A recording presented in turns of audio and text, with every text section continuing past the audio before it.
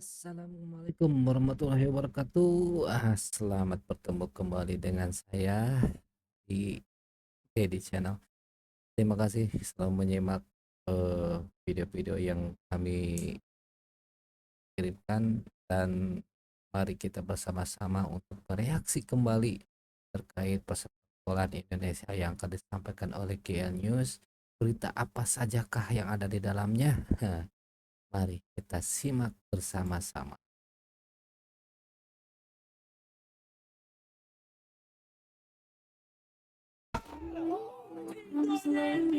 For the clear stream light, wind carries tales from roots to skies here.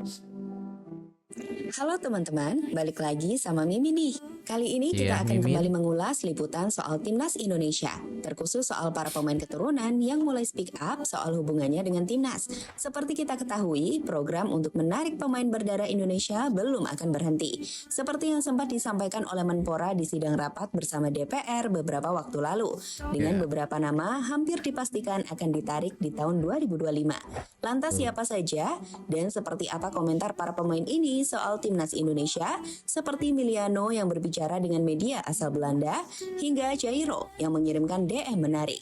Jadi inilah rangkuman soal wajah baru Indonesia di tahun 2025. Yang pasti kita akan melihat Timnas kita makin mewah dengan deretan pemain kelas Eropa. Amin. Tentunya prestasinya juga bagus ya. Terus makin bagus tuh.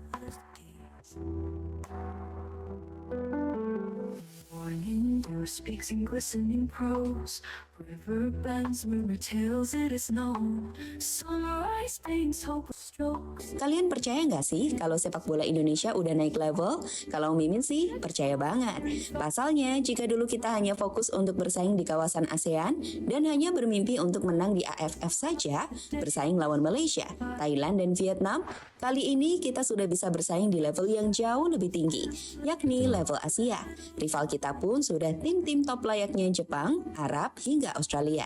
Dan itu kenapa saat ini Timnas Indonesia tengah berjuang untuk lolos ke Piala Dunia, di mana peluangnya terbuka loh.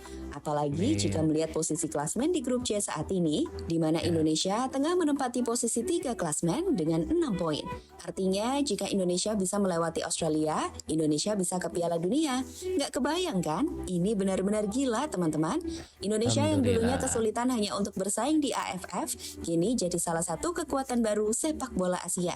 Dan kalau boleh jujur, pengaruh pemain keturunan yang bergabung ke Timnas Indonesia sangat besar.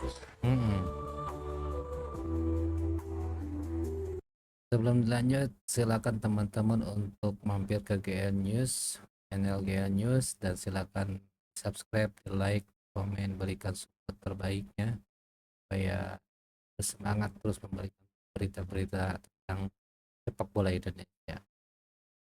Lanjutkan.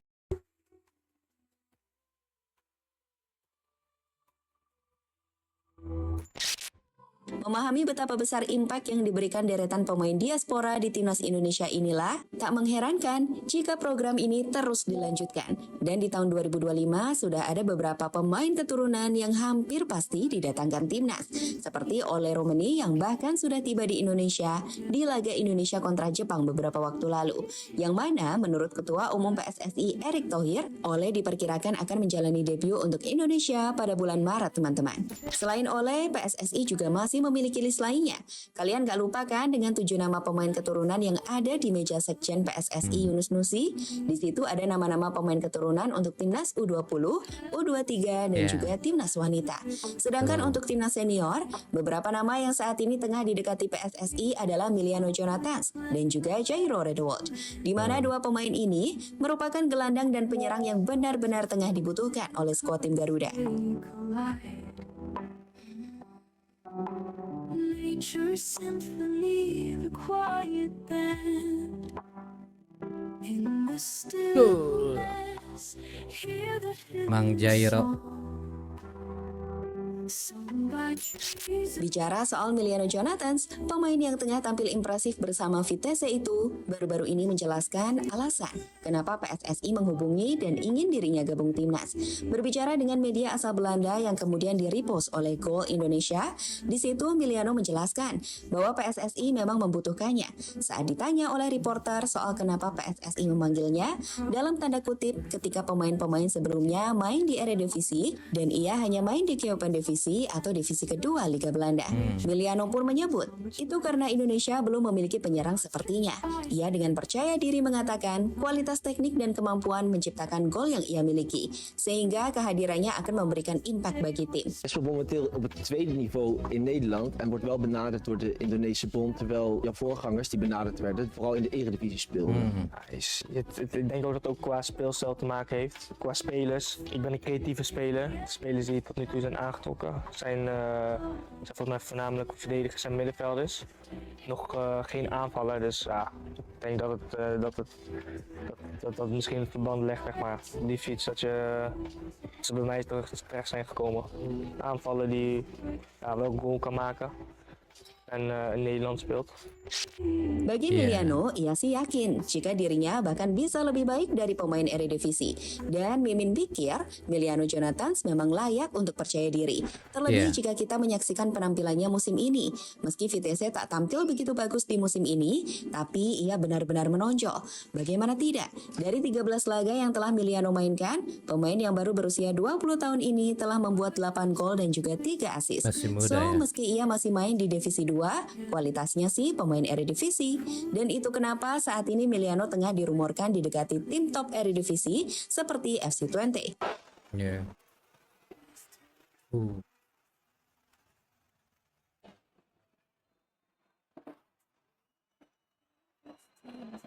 Van rust. Hüttner kiest voor deze variant. Met een heel aardig schot en een schitterend doelpunt. Hier het veld opgekomen, dus gaan we staken. Maar hier nog eens wat een uithaal vrijwel uit stand van Emiliano Jonathans. Brink. Pemain Kedal ini. Jonathans. Ja, Jonathans Shoot. zelf. Oh. Mantap. 2 tegen 2.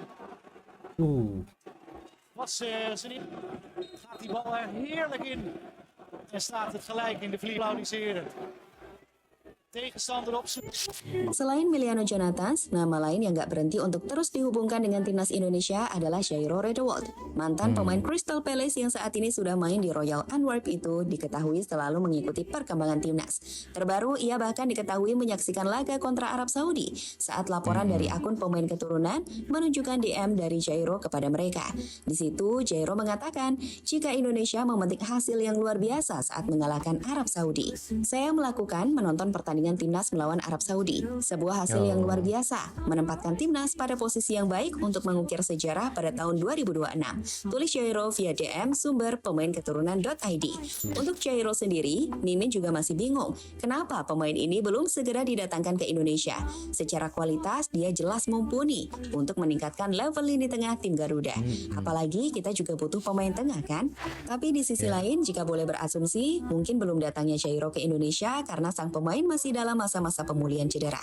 Jairo mungkin ingin fokus di klub dan mengembalikan kondisi terbaiknya. Saat di musim ini, dirinya bahkan baru bermain 2 kali. Dengan laga-laga lainnya, ia harus keluar dari skuad Royal Antwerp karena masalah cedera.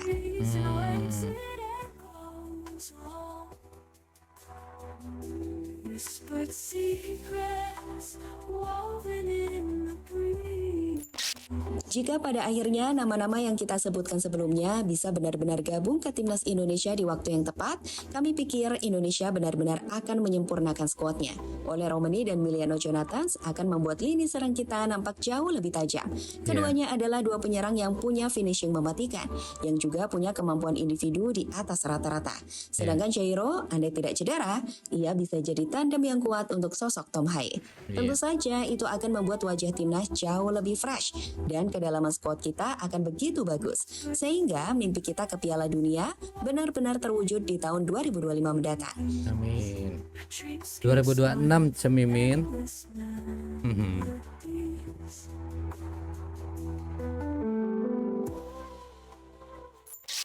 Ya, jadi begitu teman-teman, ulasan dari Mimin soal beberapa pemain keturunan untuk timnas senior yang diperkirakan akan menjadi pemain baru timnas di tahun 2025.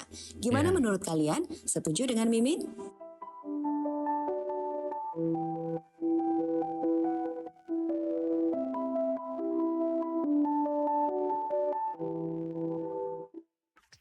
Setuju saja ya.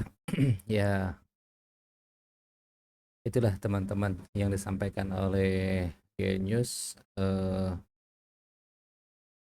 Kita sama-sama doakan ya, semua PSSI pasti punya rencana, punya apa namanya, punya cara tersendiri untuk apa menambal semua kekurangan di tubuh timnas Indonesia untuk menjadi lebih baik. Sebagai kita pecinta timnas, kita sama-sama doakan yang terbaik. Semoga timnas kita bisa lolos ke Piala Dunia 2026 tahun depan yang akan datang. Terima kasih sudah menonton. Sekali lagi terima kasih sudah mendukung, mensupport dan subscribe, like dan komen semuanya. Saya ucapkan terima kasih. Sampai ketemu lagi di video selanjutnya. Assalamualaikum warahmatullahi wabarakatuh.